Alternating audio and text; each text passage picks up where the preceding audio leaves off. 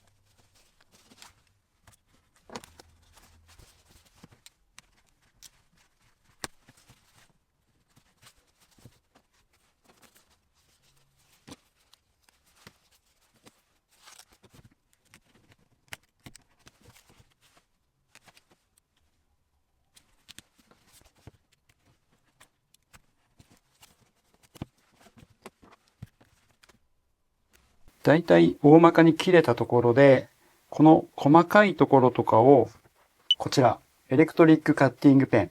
こちらでやってみようと思います。ハンダゴテの先が細いワイヤーになってて、温度調整もできるタイプ。まあ、日本製ではないです。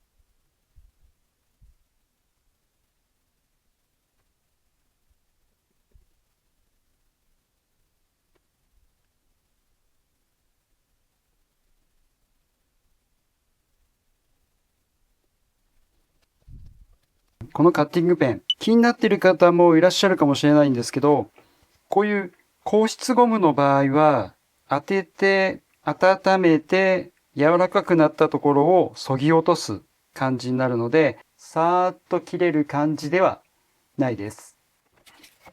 こういうウレタンフォームだと、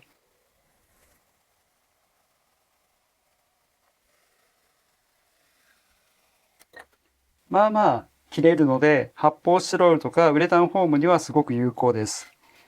硬質ゴムの場合は、鳴らす。ちょっと表面を鳴らしながらカットしづらいところを処理する感じになるかなと思います。硬質ゴムにはちょっと微妙。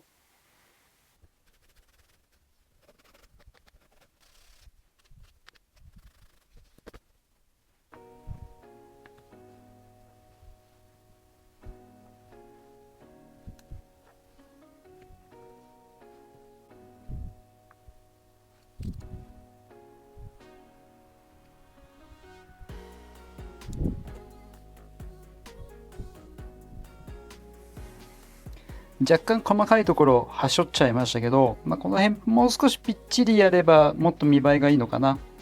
まあまあ、でもこんな感じで収めることはできました。いかがだったでしょうか。一応、ちゃんと収まる形で型取りはできました。前回制作した型取りゲージとカッターナイフ、あと、若干微妙だけど使えないことはないエレクトリックカッターペン。一応概要欄にリンクは貼っておきますけど、こちらを購入されて満足されなかったとしても責任は負えません。自己責任でお願いします。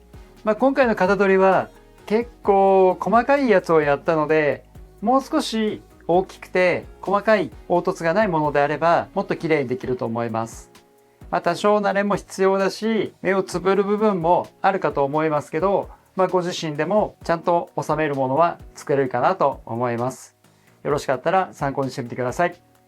それでは次回の動画でお会いしましょう。